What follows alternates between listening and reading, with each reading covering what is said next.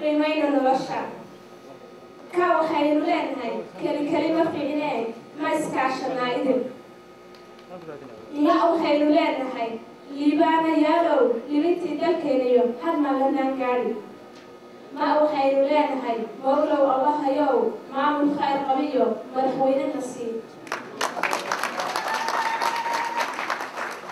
la waxaynu leenahay naafadii angaadhiyo lexligii ma saarnaa wa waxaynu leenahay ma iswaansanaayo walaala isjecelo wixela ma isu noqonaa.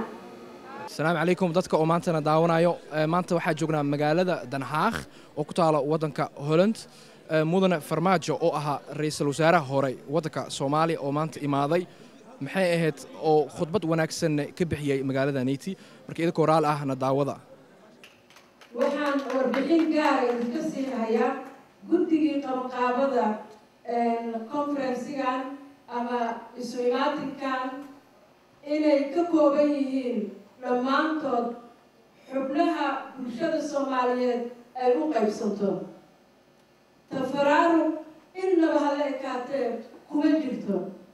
nin walba ayaa iska arkaya haddaad iga codsataanna hortiina wada keeni karaa dhammaan bulshada Soomaaliyeed inta ay ka koobantahay ayay ku kooban yihiin qabiil kuma dhisna war kuma dhisna diintii la kala qaybiyo kuma dhisna wadaninimo Soomaalinimo midnimo ayay isugu yimaadeen go'aanna ku gaareen riyadoodina maanta ay guul ku dhamaatay in isu imaatinka maanta ay jiraan. mudane Farmaajo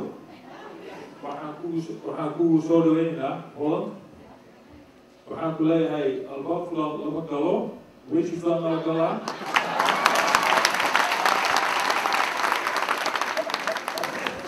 anagana waa ku weji fulan nahay marka ninka mayo kaaga waay asbatiyeen waxaa la socdaa oo muddo aad ogtahay in Soomaaliya ay dhibaato weyn ka jirto waxaa ogtahay xaaladda bulshada Soomaalida ay sugan yihiin wadanka gudihiisa iyo dibadiisaba haddii caawa aan ku yidhaahdo Soomaalida la tali maxaan jeclaa lahayd oo Soomaalida aan ku leeyahay oo aad kula tali lahayd Soomaalida waxaan ugu jeedaa nabadnimo raacda iyo dowladnimo waarta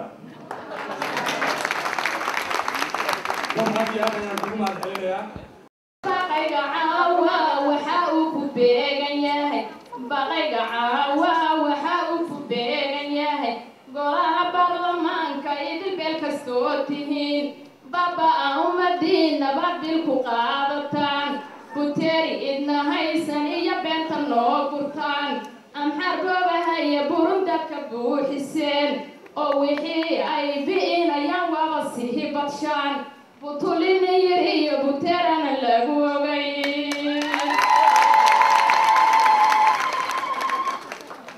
sareeya madax muddan ku sugaynayo soo dhawow lahayn hamalyadas waxaa iskale madaxweynaha shaqo soo dhawow lahayn muddan ku sugaynayo soo dhawow lahayn sareeya madaxweyne san doonay maagan oran magici Soomaaliyeed waa u sii socdaa safaradihii laqadsaad ogsoon tihiin oo saacadaad eegta baddu waa sumaysan tahay sawaariiqiyo hubba matadii la suray surun kastood eegta maydkoodu waa safnaa dagaalku waa sii siradayo la isku solan suntiiyo baaruudda sikinkama baajisaan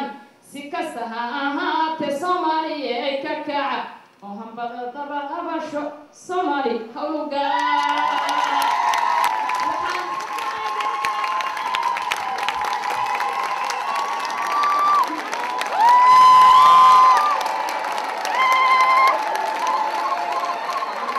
aniga markaa wadankan deganahay dadka ajaanibta ay dadka markaa la sheekaysanaya waxay weydiiyaan soo ma jiro liidar Soomaaliyeed oo dadka Soomaalida ka bixi kara dhibkan dabcan qof walba oo Soomaaliya wuxuu ku jawaabayaa wuu jiraa laakiin markuu yidhaahdo waa kuma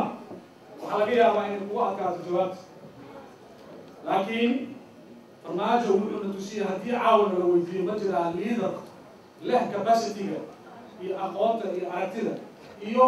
waxaa la isaga yidhaahdaa xasuustaa naxariista liidarnimo macnaha qofka liidarka maha inuu wax yaqaano oo keliya laakiin waa inuu naxariis leeyahay xalay waxaan nasiib u yeeshay inaan la casheeyo isaga iyo dad kooban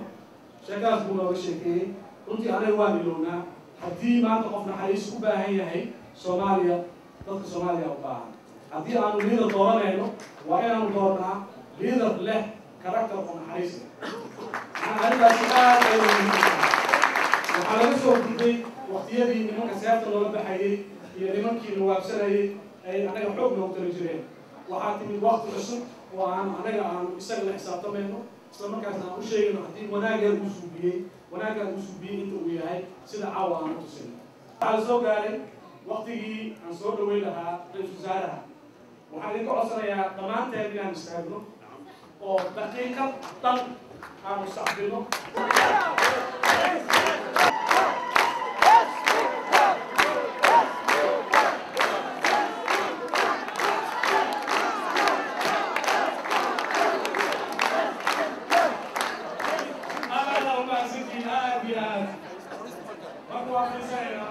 waxaan hadda ku kasasiin doonaa dadkii noo banaanbaxay kacdoonkii muddadii xaaladeena ay xumeyd ku banaanbaxayay qabowga ku banaanbaxaya roob ka socda maxaanku idhahdaa qaarkood ay ku dhinteen qaarkood ay ku dhaawacmeen iyagana waxaan leenahay halganka qayb weyn ay ka ahaayeen ajariya xasanad allaha siiyo halgankan waa ina socdo kacdoonkan waa ina socdo maxadda ugu dambaysa waxaan siinayaa xaaseyga sida wanaagsan intaan ku tahay qadiyadda soomaaliya iyo dhibaatada soomaaliya ku jirto iyo siday gacan ii siisay iyo guud ahaan gabdhaha soomaaliyeed waxaan idiin sheegayaa gabdhaha soomaaliyeed inay garab u noqdeen ama gacan siiyeen ma guul daraysan weligiis soomaalidu waa dad qiiman waa dad wanaagsan oo maxaanku idhahdaa aada iyo aad u qalbi fiican laakiin ciladeena waxay noqotay hal cilad bis qabyaale marka wax alla wixii caqli aan lahayn halkaasay nooga wunto wax alla wixii danimo aan lahayn halkaasay nooga wunto soomaaliya haddaad ogtihiin waa waddanka keliya oo mujrimiska adduunka jira waa waddanka keliya oo hal maxaanku idhahdaa qoyska oo waxba ku kala duwan laakiin waxaana la dhex dhigay qabyaaladaas annagii oo hal qoys ahna waxaan leenahay isma rabno isma imaan karno marka sidee adduunka ula macamilaynaa marka see ula xisafayna adduunka marka iska daa adduunkan dayax tegay iyo teknolojiyada gaaray iska daa afrikaankii daris nala ahaa lama tartami karno maxaa yeele qabiilkii baa lugta lagu dhegay oo qofkii dhaqaaqa waxa leeyahay yuu yahay hadduu nin fiican yahay naga daa waa naqaanaa adinkiisii oo aniga dadkaas kale maxaa ii garay aniga hebaa la yidhaahdaa karakterkeyga iyo dadnimadeeda iyo shaksiyadeeda u qaado nin aan shaqo ku lahayn aan aqoonin maxaa dambigiisa ka gala aniga intaan meesha joogno saddex waxaa noo shaqaysay tay inaan xayiino dadkayga iyadoo aqoon keliya ma ah waxaad arkaysaa qof aqoon leh laakiin xanuunsan waxa weeye karakter qof wanaagsan oo soomaalinimo leh oo daacadnimo leh oo maxaan ku dhahaa garan kara dadka soomaalida ah qiimahooda markaasi qofkaasi tagi leeyahay sidii caawa oo dhaxan jirta oo banaanka maxaan ku dhahdaa hiriina ka sokateen waxaa oran karaa caawa tayaa leedihiin iyo talo wanaag in la noqdo oo macnaha qof si gaar ah wax u qabsada usan jirin wax alla wixii meesha yaalla isla keenay dan shaksi ah ma ahee waa dan guude laga wada hadlo dantii guud oo talo wanaag la ahaado tan saddexaad waa tanaasul ninka waalka ah haddaad aragto waxa isku haystaa inay dhibaato weyn keeni karto in la raadiyo maslaxad fududaysa oo aysan noqon xarigii isku jidanayo in la gooyo oo wixii ay farax ka baxaan marka waa saddexdaas waa tayo iyo talo iyo tanaasul aan ku celin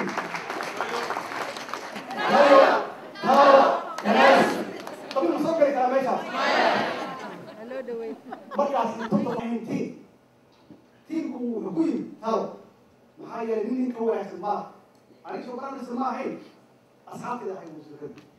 كم في عين يقولوا شعب كم في عينه يشغالي كوا حسين هاي لو كنت قوي بس هاي ده وواحد يقول يتلو إذا كان نبي هاي أول ما يقال لك واحد بتشي معها واحد يقول أنا ولا هنا معها أو إلهي يمسك على يمسك معها وواحد يقول آمني ومدير هنا مدير سيرت هنا يروح على رأينا كسر داره يدي آمنك يدي الصيدة دي يسكر في عنا أن تتبسوا عليهم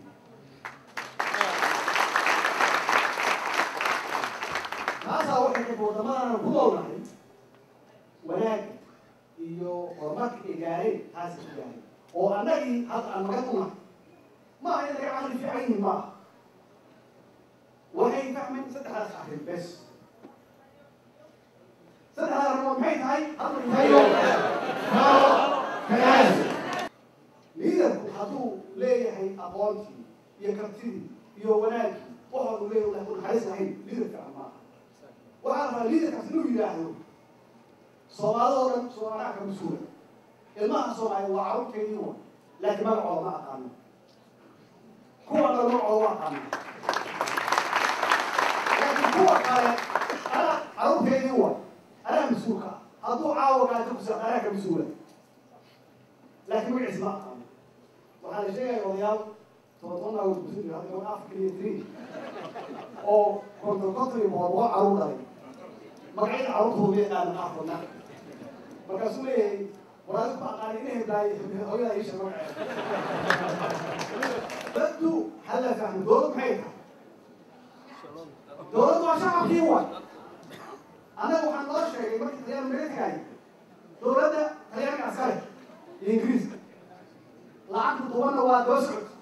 markaasaa waxaan maraynaa wax hadiid ah oo noo siiyey markaasaa laga yaaba qofku jamsi kashta لو مش يجي دولته إن ألقوا تحي أنا كنا لو مش يجي ما هي أنا أقولنا يقول أنا كنا شعب كنا وإلى شرنا هنا لكن إن شاء الله هو عشان محيي الواحد مصلي يبقى تقدر على السماع وهندي شيء حبيبي ضد واحد أجنبي أو صومالي أن نذهب إلى أمريكا أنا أمريكا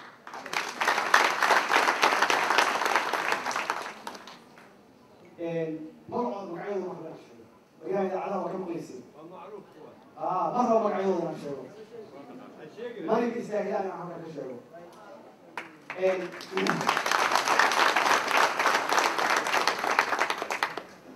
وحيسكت جاليا أفضل بوانا إن لوير سي ضد كده هذا كنت لاني شيء جاد هو تروجان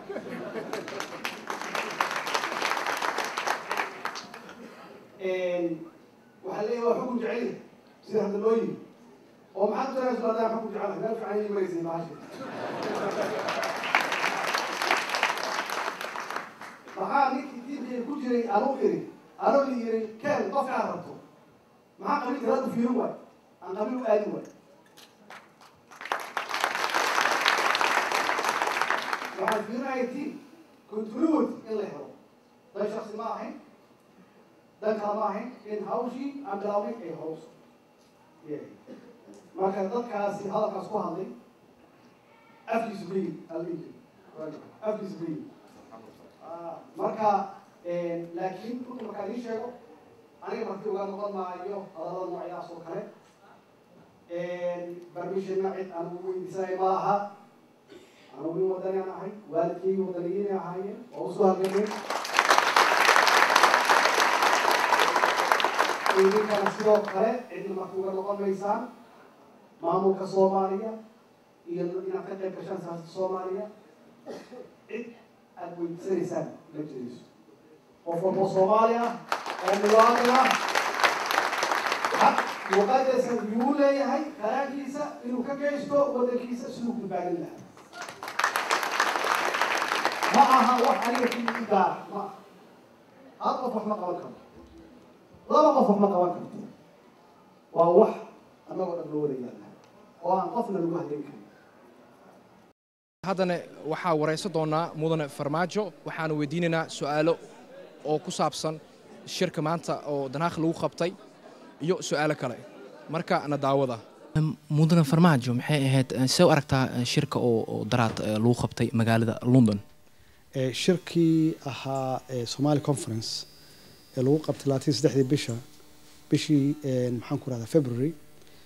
runtii wuxuu ku dhamaaday waxna oran karaa guul iyo maxaan ku raahdaa wax la taaban karo maxaa yeelay shirkaasi wuxuu isu keenay ilaa 50 dawladood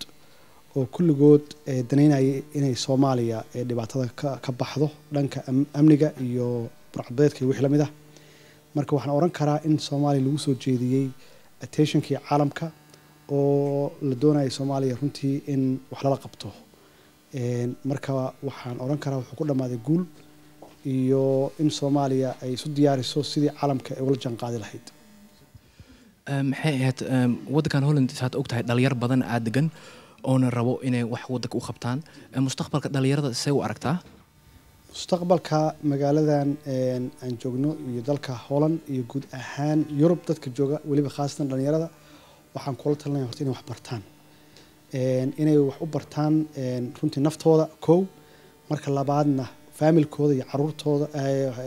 hooyadood iyo waalidkood marka saddexaadna dalkooda waxa Soomaaliya sugaysaa dad aqoon leh oo maskax fiican oo nadiif ah la taga marka waxaan rajeynayaa inay wax bartaan oo dadaalaan halkan wax ka qabsadaan dalkoodana wax u qabtaan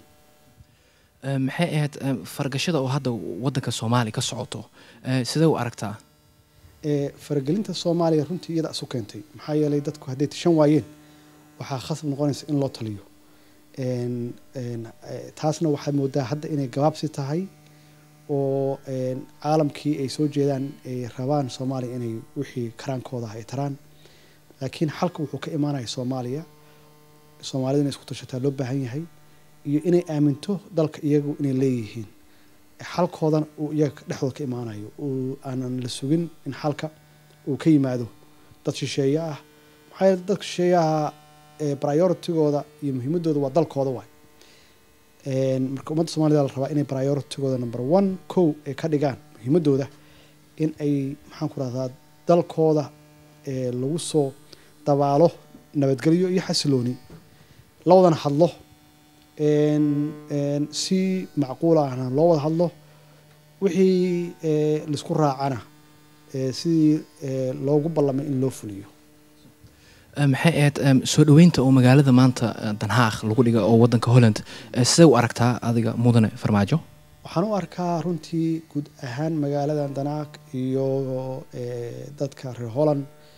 iyo dadka kale oo Soomaalida oo wanaagsan oo wadaniinta oo ka kala yimid gobolada kale iyo magaalooyinka iyo wadamada kale ee Europe inay yihiin dad runtii aad iyo aad u wanaagsan doonayana inay dalkooda ay arkaan mar in uu ka qayb gali karo ama la jaan qaadi karo khaasatan wadamada dariska iyo caalamka sharafkii iyo sumcaddii Soomaaliyana ay soo noqoto marka waxaan oran karaa Soomaaliya waa bislaatay runtii shuushkii qabiilkana waxay muddo inuu baxay waxaan rajeynayaana in markaasi hadda lagu daro wax qabad hadal kaliya ee dhaafto oo action loo bedelo ficil loo bedelo si dalkii wax loogu qabto iyo dadkiiba marka waxaan idin siiyey nasiib inaad u yeeltaan anagu urur yaan ku dhawaaqayna